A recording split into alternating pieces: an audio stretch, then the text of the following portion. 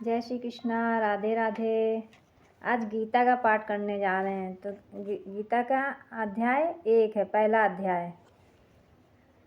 अर्जुन बोल रहे हैं, कृष्ण जी से कह रहे हैं, कुल के नाश से सनातन कुल धर्म नष्ट हो जाते हैं। धर्म के नाश हो जाने पर संपूर्ण कुल में पाप भी बहुत फैल जाता है।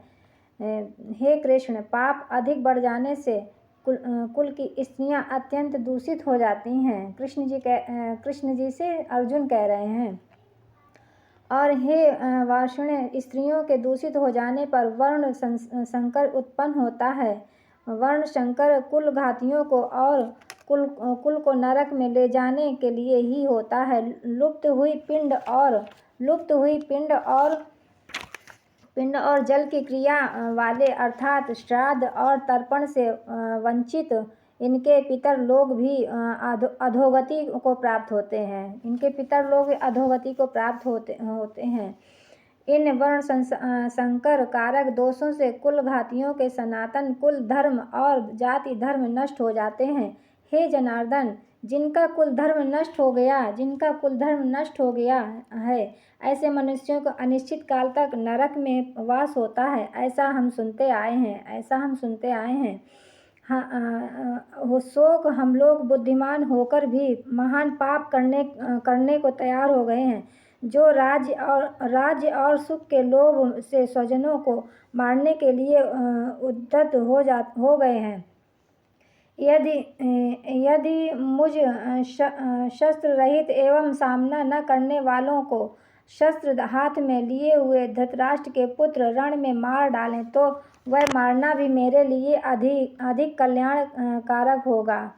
अधिक कल्याण। संजय बोले, रणभूमि में शोक से उद्विग्न मन वाले अर्जुन इस प्रकार कहकर बाण सहित धनुष को त्याग कर रथ के पिछले भाग में बैठ गए हैं अर्जुन। संजय वाच। दूसरा अध्याय। संजय बोले, उस प्रकार करुणा से व्याप्त और आंसुओं से पूर्ण तथा व्याकुल नेत्रों वाले शोक युक्त उस अर्जुन के प्रति भगवान मधुसूदन ने यह वचन कहा। श्री भगवान बोले, हे अर्जुन, तुझे इस असमय में यह मोह किस हेतु से प्राप्त हुआ है? कृष्ण जी बोल रहे हैं अर्जुन से, क्योंकि ना तो यह श्रेष्ठ पुरुषों द्वारा आचरित है और न स्वर्ग को देने वाला और न कीर्ति को करने वाला है। इसलिए हे अर्जुन, नपुंसकता को मत प्राप्त हो। अर्जुन बहुत सोच में पड़े हुए थे ना युद्ध करने के लिए, तो वो मधुसूदन समझा रहे हैं, कृष्ण भगवान समझा रहे हैं उनको, प्राप्त हो। तुझ में यह उचित नहीं जान पड़ती है। यह परम तप हृदय की तुच्छ दुर्बलता को त्याग कर युद्ध के लिए खड़ा हो जा। उनको समझा रहे हैं, ये अपनी सोच को त्याग दो, इस सोच को।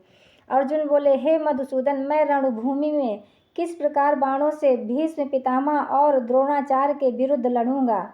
अर्जुन सोच रहे हैं कि मैं द्रोणाचार्य और भीष्म पितामह के समूह कैसे युद्ध करूंगा, क्योंकि हे अरिसूदन, वे दोनों ही पूजनीय हैं। उनको अपना पितामह मानते थे, पूजनीय बड़े थे, गुरु थे उनके वो। इसलिए इन महानुभावों गुरुजनों को न मार कर मैं इस लोक में भिक्षा का अन्न भी खाना कल्याण कारक समझता हूँ, क्योंकि गुरुजनों को मार कर भी इस लोक में रुधिर से सने हुए अर्थ और कामरूप भोगों को ही तो भोगूंगा। हम यह भी नहीं जानते कि हमारे लिए युद्ध करना और न करना इन दोनों में से कौन सा श्रेष्ठ है, अथवा यह भी नहीं जानते कि उन्हें हम जीतेंगे या हमको वो जीतेंगे। और जिनको मार कर हम जीना भी चाहते हैं वे ही हमारे आत्मीय धृतराष्ट्र के पुत्र हमारे मुकाबले में खड़े हैं। इसलिए कायरता रूप दोष से उपहत हुए स्वभाव वाला तथा धर्म के विषय में मोहित चित्त हुआ मैं आपसे पूछता हूँ कि जो साधन निश्चित कल्याणकारक हो वह मेरे लिए कहिए। अर्जुन बोल रहे हैं कृष्ण जी से, क्योंकि मैं आपका शिष्य हूँ, इसलिए आपके शरण हुए मुझको शिक्षा दीजिए।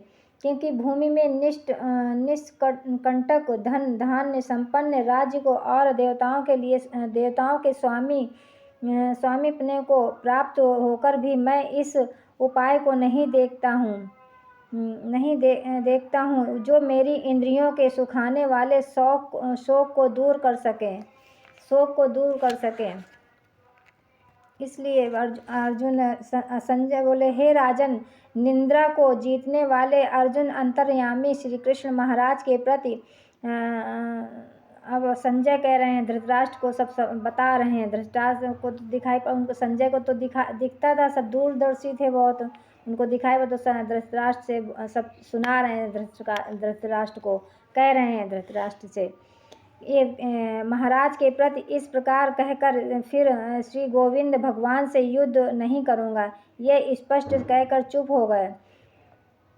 हे भरतवंशी धृतराष्ट्र, अंतर्यामी श्री कृष्ण महाराज दोनों सेनाओं के बीच में शोक करते हुए उस अर्जुन को हंसते हुए से ये वचन बोले हैं।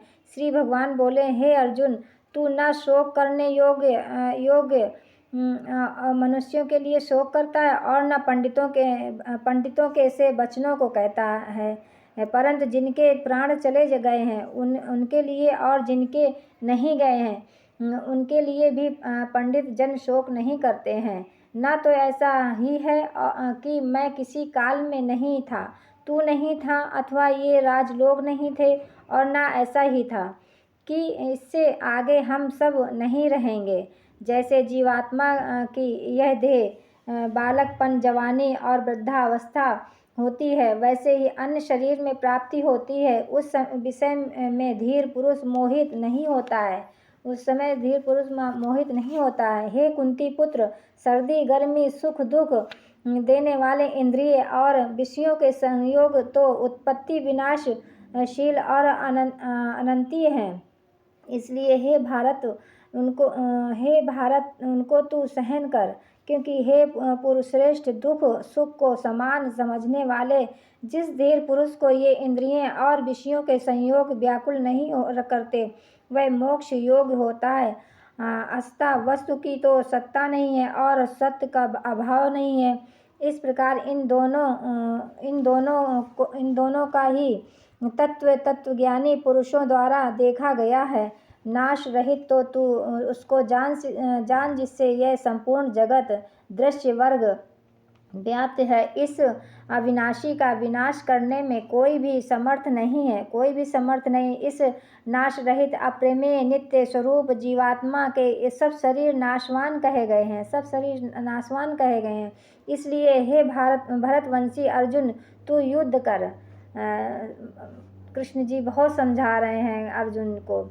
जो इस आत्मा को मारने वाला समझता है तथा जो इसको मरा मानता है, वे दोनों ही नहीं जानते, क्योंकि ये आत्मा वास्तव में ना तो किसी को मारता है और ना किसी के द्वारा मारा जाता है। यह आत्मा किसी काल में भी ना तो जन्मता है और ना मरता ही है, ये तथा ना यह उत्पन्न होकर फिर होने वाला ही, क्योंकि यह अजन्मा नित्य सनातन पुरातन है। शरीर के मारे जाने पर भी यह नहीं मारा जाता है।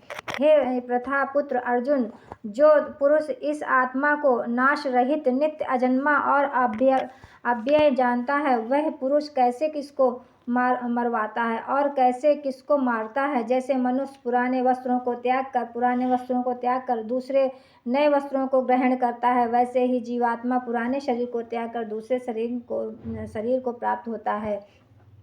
इस आत्मा को शस्त्र नहीं काट सकते, इसको आग नहीं जला सकती, इसको जल नहीं गला सकता और वायु नहीं सुखा सकता, क्योंकि यह आत्मा अच्छेद है। यह आत्मा अदाह है, अक्लेद्य और निसंदेह अशोभ्य है, तथा यह आत्मा नित्य सर्वव्यापी अचल स्थिर रहने वाला और सनातन है। यह आत्मा अव्यक्त है, यह आत्मा अचिंत्य है और यह आत्मा विकार रहित कहा जाता है आत्मा। इससे हे अर्जुन, इस आत्मा को उपयुक्त प्रकार से जानकर तू शोक करने को योग्य नहीं है, शोक करने को योग्य नहीं है, करने के योग्य नहीं, अर्थात तुझे शोक करना उचित नहीं है। किंतु यदि तू इस आत्मा को सदा जन्म लेने वाला तथा सदा मरने वाला मानता हो तो भी ये महाबाहो तू इस प्रकार शोक करने को योग्य नहीं है, शोक करने के योग्य नहीं है। श्री कृष्ण जी बहुत समझा रहे हैं अर्जुन को, क्योंकि इस मान्यता के अनुसार जन्मे हुए मृत्यु निश्चित है और मरे हुए जन्म निश्चित हैं। इससे भी इस बिना उपाय वाले विषय में तू शोक करने के योग्य नहीं है। हे अर्जुन, संपूर्ण प्राणी जन्म से पहले प्रकट होते और मरने के बाद अप्रकट हो जाने वाले हैं, केवल बीच ही प्रकट है। फिर ऐसी स्थिति में क्या शोक करना है।